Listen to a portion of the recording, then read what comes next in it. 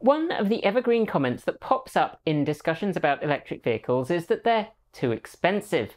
And folks then ask the obvious follow-up.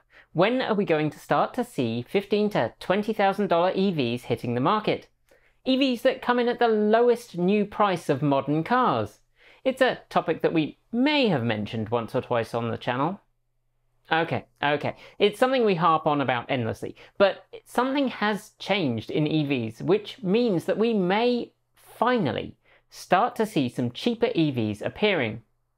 But there's a catch, although to my mind, maybe it's a good one. But before we get to that, I just need to let you know that I wake up in the morning and I step outside and I take a deep breath and I get real high from reading our list of who's joined our supporters. So I'd just like to remind you all to hit like, subscribe and the notification bell, and stick around to the end of the video to find out how to support the channel. The cheaper end of the car market has died a bit of a death over the last few years. Modern vehicles that rust vastly slower, that go longer without mechanical failures, and yet, despite that, are replaced more frequently with the new hotness, yay, capitalism, have meant that automakers have largely abandoned the lower end of the new car market as the used market has grown more robust. Those more affordable vehicles with thinner profit margins have kind of disappeared as many automakers have chosen to let their range of budget vehicles wither and, in some cases, die. Many US makers now only sell trucks and SUVs on the domestic market, and even in Europe, where the small car once ruled all, cars are gradually getting bigger. The lure of the SUV, or perhaps more honestly, the constant push by automakers for the SUV, has shifted the public's buying habits. In 2010, SUVs and crossovers made up just 11% of the European market. Now they make up over 40%. But unsurprisingly, just because automakers don't want to build small, cheap cars doesn't mean that there isn't still a desire for them.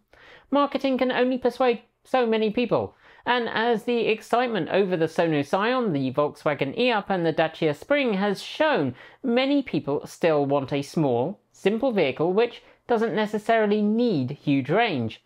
And for those living in urban areas, a small, practical runabout can be used for most day-to-day needs.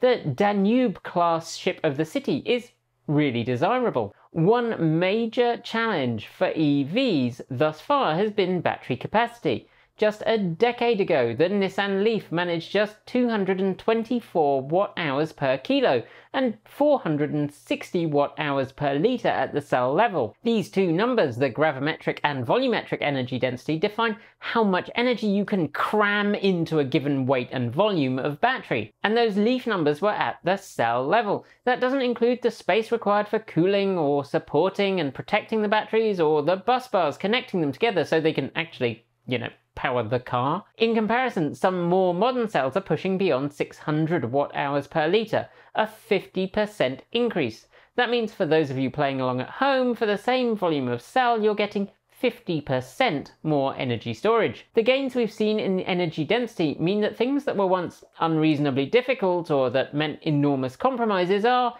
now becoming possible. Or, to put it another way, converting vehicles from gasoline to battery power is becoming increasingly feasible and increasingly affordable. While we've seen bespoke conversions for classic cars for a very long time, electric classic cars over in Wales and Swindee, also known as Swindon Powertrain in England, have a variety of conversion kits for a number of classic cars, to name but two. In the US, we've had companies like EV West producing conversion kits for the original Beetle and a variety of fancier cars. And of course, we've long seen companies and individuals producing entirely DIY conversions, just like we here are converting a Morris Minor. But there's not been much showing up for more prosaic workaday vehicles, the Class F shuttlecrafts of the car world, the shopping cart on wheels that does the school run and in which you grab groceries.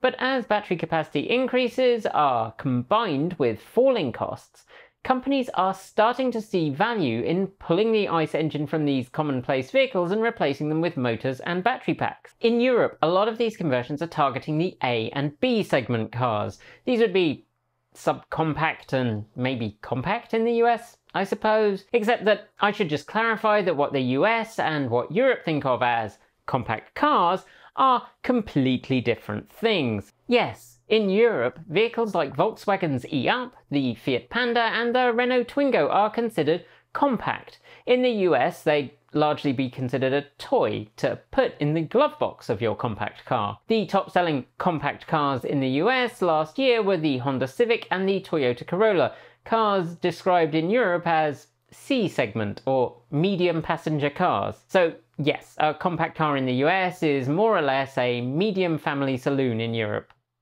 Yeah, I know. Anyhow, regardless of difference in scale, the stars seem to be finally aligning for conversions. Where once converting a car would have meant massive compromises in terms of storage, with batteries occupying an enormous proportion of the trunk space, in addition to filling under the hood, that's no longer true. The increase in battery capacity per unit size and weight has reached a point where building a 150-kilometre or 100-mile EV by converting a compact car, regardless of your definition, is possible. And that's combined with the fact that components are increasingly available off the shelf to build EVs. Tier 1 part suppliers, those companies that make the bits that automakers use to build cars, have increasingly started to get into building EV components. Where once if you wanted an automotive-grade battery management system, you had to commission it just for your car from a specialist engineer or build it yourself a la Tesla, now you can just pop down to ZF or Bosch and buy one, or 1,000. Many of those tier 1 suppliers make completely integrated systems that could be built into cars as complete or partial replacements for the original drivetrain, and by maintaining as much of the original car as possible, conversion companies and the car's owners can save money. That's not to say that's what all companies are doing. Some companies are developing bespoke solutions for conversions. Some are using off-the-shelf hardware, but we're starting to see this across the world, with the head of the government of Mexico City, Claudia Sheinbaum Pardo, announcing a massive investment in domestic EV conversions. Companies like Tadpole in India or Transition One, which the French government have invested in, all of which are companies targeting the conversion of electric vehicles, often for their current owners. Taking Transition One as an example, the company is expecting its 15 kilowatt-hour conversions to run to around €5,000, which at recording is about $5,500 after subsidies. How much before subsidies? That works out at about €7,000 to €8,000 or $8,500. In India, Altigreen offers its conversions at around 4 lakh of rupees, or around $5,000. One thing that seems consistent across these different companies is that rather than targeting a 2-second sprint time or hundreds of miles in range, they're tailoring their build to the actual needs of clients. The European Union stats suggest that across Europe, most people cover less than 20 kilometers per day. That's just 12 miles, and in the US the average daily drive is still under 30 miles, or about 50 kilometers per day. Urban and city dwellers, particularly in regions with decent public transportation, rarely need the kind of epic ranges that are targeted by most current EV manufacturers. And as not just batteries have decreased in size, but also innovations like using the motor windings as part of the power conversion circuitry, decreasing size and increasing capabilities of components like battery management systems, inverters and the like mean that squeezing all that into a conventional car's existing structure is possible even without a TARDIS and a sonic screwdriver. Add to that the increasing interest in circular economies and reusing the resources we already have rather than replacing all the vehicles on the road with new ones, and people's desire for a car with fewer bells and whistles and more of a utilitarian aspect, and maybe we're onto a winner. We can't wait to see this trend spread and the expansion of choice for smaller, more efficient, practical EVs with the bonus of being recycled. And it looks like an idea whose time has finally come. That's it for today. Thank you for watching, and we'll be back with more soon. If you liked the video, be sure to give it a thumbs up and don't forget to leave your thoughts below or in our free-to-join Discord chat room. There's a link below. If you haven't already, make sure you've subscribed to this channel and our other channel, Transport Evolved Take 2, and give the bell a gentle ding to make sure you're told when our next video goes live. And of course, check your notification settings.